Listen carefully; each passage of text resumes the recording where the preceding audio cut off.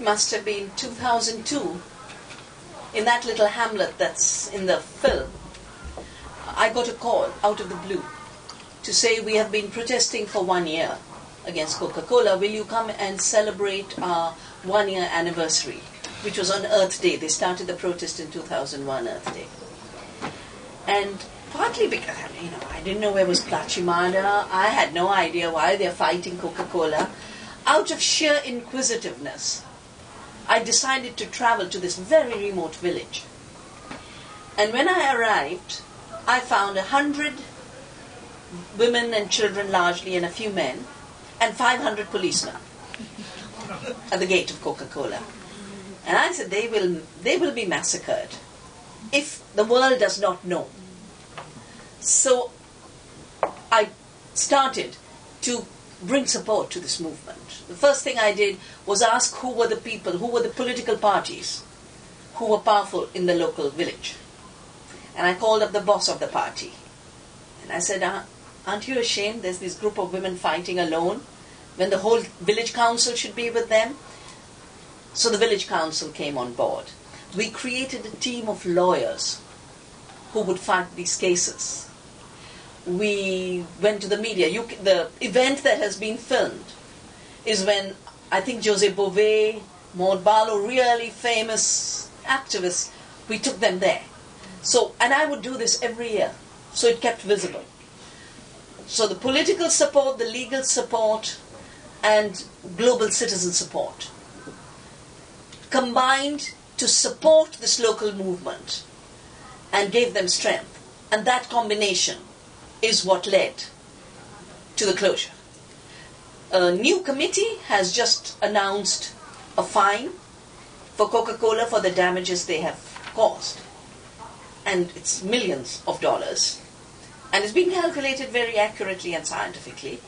Of course, Coca-Cola won't pay, just like Union Carbide did not pay after they killed people in Bhopal, but a precedence has been ability.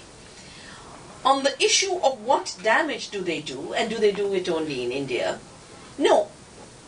Water, even though Coca-Cola will say on every bottle, product of Coca-Cola, including for water, it's a product of nature. All they've done is mine it and bottle it and bring it to you.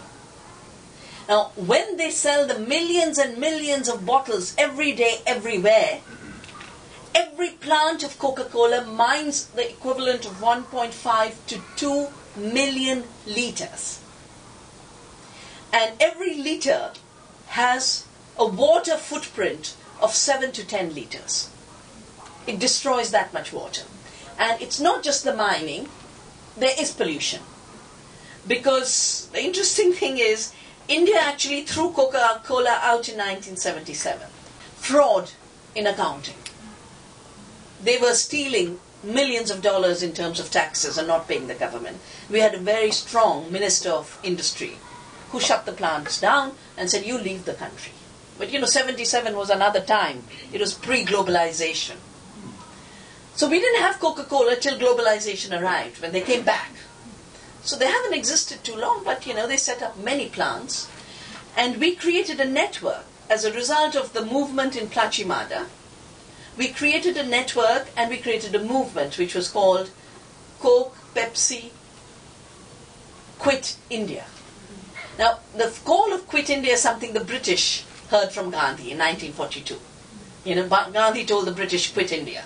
So it's a very common phrase we use when someone is being nasty to us. We say, quit India, we don't need you. Spread wherever there was a Coke Pepsi plant. Every plant was using that kind of water. And around the plant zone, all the groundwater was polluted. So the reason the women protested in Plachimada was because not only had the water level gone down, but what remained was polluted and unfit for drinking. And that's being tested again and again. We did the test. The water is full of heavy metals in zones around these soft drink plants, whether it's bottled water or the other drinks.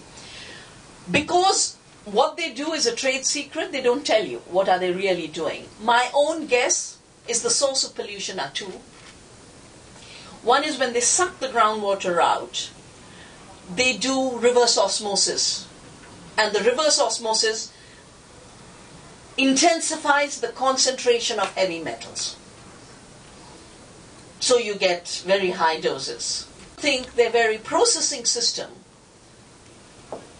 includes horrible additives.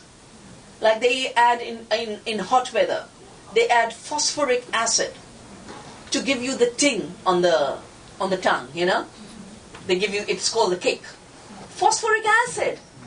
You put phosphoric acid, I mean, it's used to wash paint. Can you imagine we're drinking it? And that's why children's bones and all are going crazy. They use ethyl glycol, which is the antifreeze. That's used in freezing countries. It's used to put into petrol, into the tank, so your petrol doesn't freeze in winter. They do this so they can lower the freezing temperature and make the Coke even colder. All these are not, not edible things. And in the processing, they're leaving it all, and it's all piling up in the area. So there is pollution and there's depletion.